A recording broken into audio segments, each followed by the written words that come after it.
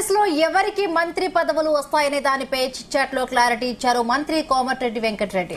మంత్రివర్గ విస్తరణ ఎవరికి పదవులు అనేది ఎవరు చెప్పలేరన్నారు. దీనిపై తుది నిర్ణయం పార్టీ అధిష్టానం సీఎందే అన్నారు. అయితే పాలమూరు నుంచి శ్రీహరికి ఖచ్చితంగా మంత్రి పదవి వస్తుందని మాత్రం చెప్పగలనన్నారు. మళ్లీ అధికారంలోకి వస్తామన్న నమ్మకం కేసీఆర్ కు లేదు. అందుకే అసెంబ్లీకి వస్తాడని విమర్శించారు. 5గురు ఉన్నప్పుడు భట్టి విక్రమార్క వచ్చారని 30 మంది ఎమ్మెల్యేలు ఉన్న కేసీఆర్ ఎందుకు వస్తలేదని ప్రశ్నించారు. రాజకీయాల్లో హుందాతనం అవసరమని కేటీఆర్ హరీష్ రావుకు అవి లేవని విమర్శించారు కోమటిరెడ్డి.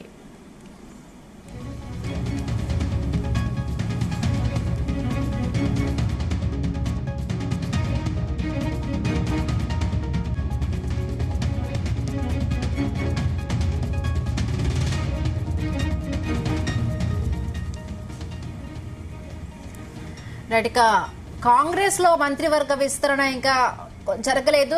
దీనికి సంబంధించి మంత్రి పదవులు ఎవరెవరికి వస్తాయనే దానిపై కూడా చిట్చాట్లో మంత్రి కోమటిరెడ్డి వెంకటరెడ్డి చెప్పినట్టుగా తెలుస్తోంది. దీనికి సంబంధించి మరిన్ని పూర్తి అప్డేట్స్ బ్యూరో చీఫ్ నరేందర్ అందిస్తారు. నరేందర్. సందీప్ బిందు అసెంబ్లీ లాబీలో సీనియర్ మంత్రి కోమటిరెడ్డి వెంకటరెడ్డి చిట్చాట్ నిర్వహించారు. దీంట్లో చాలా ఆసక్తికరమైనటువంటి అంశాలు ప్రస్తావించారు. ప్రజెంట్ కాంగ్రెస్ ప్రభుత్వం అధికారం వచ్చి ఏడాది పూర్తయిన సందర్భంగా చాలా అంశాలు కూడా ఆయనను మీడియా అడిగినటువంటి ప్రశ్నలకు ఆయన కొన్ని అంశాలు కూడా నోటి నుంచి కొన్ని లీక్స్ కూడా ఇచ్చినటువంటి పరిస్థితి. ఎవరెవరికి మంత్రి పదవులు రాబోతున్నాయి, ఎవరెవరికి ఎట్లా ఉంది అనే అంశాలు కూడా తీసుకురావడం. ప్రధానంగా కేసీఆర్ అసెంబ్లీ జరుగుతున్నటువంటి ఇంత కీలకమైనటువంటి శీతాకాల సమావేశాల్లో ఎందుకు రావట్లేదు, ఆయన రావాల్సిన అవసరం ఉంది, ఆయనకు వస్తే నేనే కడిగి పారేసేవాడిని, చాలా అంశాలకు నేను సమాధానం చెప్పేవాడిని అనేటువంటి విషయం కూడా అని చెప్పారు.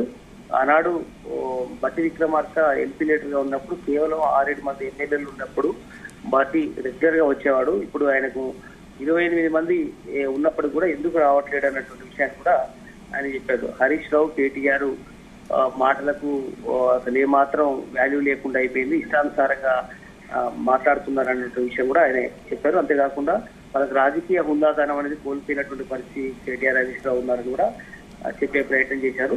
అంతేకాకుండా డిలిమిటేషన్ లో 34 అసెంబ్లీ సీట్లు 7 ఎంపీ సీట్లు కూడా పెరగబోతున్నట్టు కూడా కోమటిరెడ్డి మాట్లాడారు. ఖచ్చితంగా ఆయన మాటలు చాలా క్లియర్ కట్ గా అర్థమవుతున్నాయి. ప్రజెంట్ మనకు రాష్ట్రంలో 119 అసెంబ్లీ స్థానాలు ఉన్నాయి. దీనికి అదనంగా 34 అసెంబ్లీ స్థానాలు పెరుగుతాయన్నటువంటి విషయం కూడా చెప్పారు. అంతేకాకుండా 7 ఎంపీ సీట్లు కూడా పెరగబోతున్నాయి లోక్సభకు సంబంధించి. అంతేకాకుండా జమిలీ డ్రాఫ్ట్ రెడీ అయ్యిందని కూడా అని చెప్పారు. జమిలీ ఎన్నికలు కూడా ఒకేసారి ఎన్నికలు లోక్సభకు అసెంబ్లీ జరగబోతాయనే విషయాన్ని కూడా ఆయన చెప్పారు. అంతేకాకుండా సీఎం మంత్రులు పబ్లిక్ అందుబాటులో ఉంటున్నాం మేమందరం కూడా, ఒకప్పుడు లాగా లేదు. అంతేకాకుండా ప్రతిపక్ష హోదా లేకున్నా ఖర్గే, అజయ్ రంజాన్ సోదరు పదవికి వెళ్తున్నారు.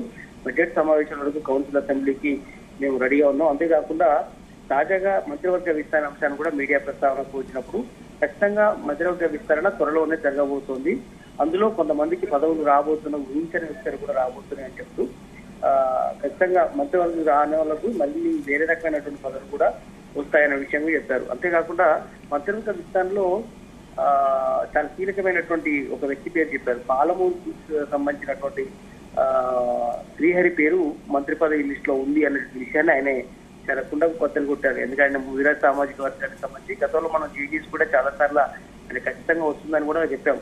ఇక్కడ బీసీ సామాజిక వర్గాలు, ముదిరాజ్ సామాజిక వర్గం చాలా బలమైనటువంటి సామాజిక వర్గం, ఖచ్చితంగా ఆయనకు వస్తుందని కూడా ఆయన కూడా మరోసారి వ్యాఖ్యానించారు. రాజకీయాలు గెలిపోవటములు అనేది సహజం, చాలా మంది ఓడిపోయినటువంటి సందర్భం, నన్ను కూడా ఓడించాలని ప్రయత్నం చేశారు, కానీ ఎవరి వల్ల కూడా కాలేదు. కనుక ఇందిరాగాంధీ, ఎన్టీఆర్ లాంటి వాళ్ళకే ఓటమి తప్పలేదు. ఖచ్చితంగా చాలా మంది ఓడిపోయినటువంటి సందర్భం ఉంది, అది పెద్ద లెక్క కాదనే విషయం కూడా చెప్పారు. అంతేకాకుండా నేను ప్రతిపక్షంలో ఉన్నప్పుడు కూడా ఎన్నో రోడ్డు పనులు చేసుకుంటూ వచ్చాను, ఇప్పుడు గత ప్రభుత్వంలో పెద్దగా పనులు ఏం కాలేదు అనే విషయం కూడా చెప్పారు. బీఆర్ఎస్ వాళ్ళు 10 ఏళ్లలో ఎన్ని రోజులు అసెంబ్లీకి వచ్చారో, ఎన్ని రోజులు సమావేశం నడిపించారు కూడా వాళ్ళ విజ్ఞతగా వదిలేస్తున్నాము అని కూడా చెప్పే ప్రయత్నం చేశారు. కనుక ఇట్లా చాలా అంశాలు కూడా చెప్పారు. హరీష్ రావును ఉద్దేశించి ఉద్యమంలో ఆయనకు అగ్గిపేట దొరకలేదా, ఊర్లో బీడీ సిగరెట్ చుట్ట తాగే వాళ్ళు ఎంతో మంది ఉంటారు అని ఉద్యమ టైంలో సంచలనంగా ఉంది ఆ రోజు ఆయన చేసినటువంటి వ్యాఖ్యలు. కనుక దాన్ని మరొకసారి ప్రస్తావించినటువంటి పరిస్థితి. కేసీఆర్ అసెంబ్లీకి వచ్చి ప్రతిపక్ష నేత పాత్ర పోషించాల్సిన అవసరం ఉంది, ఆయన వస్తే నేను ఏ సమాధానమైనా చెప్పడానికి సిద్ధంగా ఉన్నాను అన్న విషయం కూడా చెప్పారు. ఖచ్చితంగా వీళ్ళిద్దరు కూడా పబ్లిక్ లో జోకర్ గా మారారంటూ కూడా కోమటిరెడ్డి వెంకటరెడ్డి మంత్రి చెప్పారు. నేను కూడా ఉద్యమంలో దీక్ష చేశాను, 15 కిలోలు తగ్గానన్నటువంటి సాగు నోట్లో తలపెట్టి వచ్చేసాను. నేను కేసీఆర్ లాగా దొంగ దీక్ష చేయలేదంటూ కూడా చెప్పారు. సర్పంచ్ల పెండింగ్ బిల్లులో బీఆర్ఎస్ ఎమ్మెల్యేలు కూడా లెక్కలన్నీ తప్పు. నిజమైనటువంటి ఎవరైతే సర్పంచ్లకు రాలేదో వాళ్ళందరికీ కూడా బిల్లులు క్లియర్ చేయబోతున్నామని కూడా చెప్పారు. సభ సజావుగా కొనసాగుతుంది. వాళ్ళు అల్లరి చేసినంత మాత్రాన సభని వాయిదా వేసుకొని ముందుకు పోయే పరిస్థితి మాకు ఏం లేదు. ఖచ్చితంగా చాలా అంశాల మీద కూడా సభ జరిగినంత కాలం అన్ని విషయ సమస్యలపై మాట్లాడతామన్నటువంటి విషయం కూడా కోమటిరెడ్డి చెప్పారు. దీంట్లో ప్రధానమైనటువంటి ఒకటి జమిలీ ఎన్నికల మీద చాలా క్లియర్ కట్ గా జరగబోతుంది. అదేవిధంగా అసెంబ్లీ సీట్లు, పార్లమెంట్ సీట్లు పెరగబోతున్నటువంటి విషయం కానీ వాటి శ్రీహరి కూడా ముదిరాజ్ సామాజిక వర్గం నుంచి ఆయన మంత్రి పదవి లిస్ట్ లో ఉంది, కన్ఫామ్ కాబోతుంది అనే విషయాన్ని కూడా ఆయన చెప్పడం జరిగింది. ఇట్లా పలు కీలకమైనటువంటి వ్యాఖ్యలు అయితే కోమటిరెడ్డి చేశారు. అంతేకాకుండా పొంగులేటి శ్రీనివాసరెడ్డి కూడా కొన్ని ఆసక్తికరమైనటువంటి వ్యాఖ్యలు చేశారు. ఏదైనప్పుడు కూడా ఇద్దరు కూడా ఈ రోజు చిట్చాట్ లో పలు అంశాలు మాట్లాడుకుంటూ వచ్చారు. రైతులకు సంబంధించినటువంటి ధాన్యం పెరిగింది, సన్నాలు భవిష్యత్తులో వాళ్ళందరికీ కూడా ఇవ్వబోతున్నామని కూడా రేషన్ షాప్ ద్వారా అని చెప్పారు. ఖచ్చితంగా ఆదాయం పుంజుకుంటుంది. గతంలో కాంగ్రెస్ ప్రభుత్వంలో ఉన్నప్పుడు, రాజశేఖర రెడ్డి ఉన్నప్పుడు కూడా తగ్గినట్టే తగ్గి మళ్ళీ చాలా పుంజుకున్నటువంటి విషయాన్ని కూడా ఆయన గుర్తు చేసినటువంటి పరిస్థితి. బీఆర్ఎస్ హయాంలో ఇలాంటి అప్పులు గోల్డ్ని అప్పులు చేసినటువంటి పరిస్థితి. అంతేకాకుండా మొన్న చెప్పినటువంటి పరిస్థితి బట్ట విక్రమార్క చెప్పినట్టుగానే 7 లక్షల కోట్ల రూపాయలకు పైగా అప్పులు చేసినది ముమ్మాటికి వాస్తవం. కేటీఆర్ అంటున్నట్టుగానో మరొక లీడర్ అంటున్నట్టుగానో 3,50,000 కోట్లు అనేది కానే కాదు, 7 లక్షల పైసలకు అప్పులు చేశారు.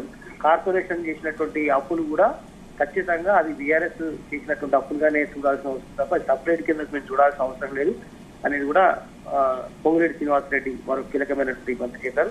ఇట్లా ఈరోజు అసెంబ్లీలో వాళ్ళు చిట్చాట్ నిర్వహించారు. చాలా ఆసక్తికరమైనటువంటి వ్యాఖ్యలు అయితే చేసినటువంటి పరిస్థితి మనం చూస్తున్నాం. ఓకే నరేందర్.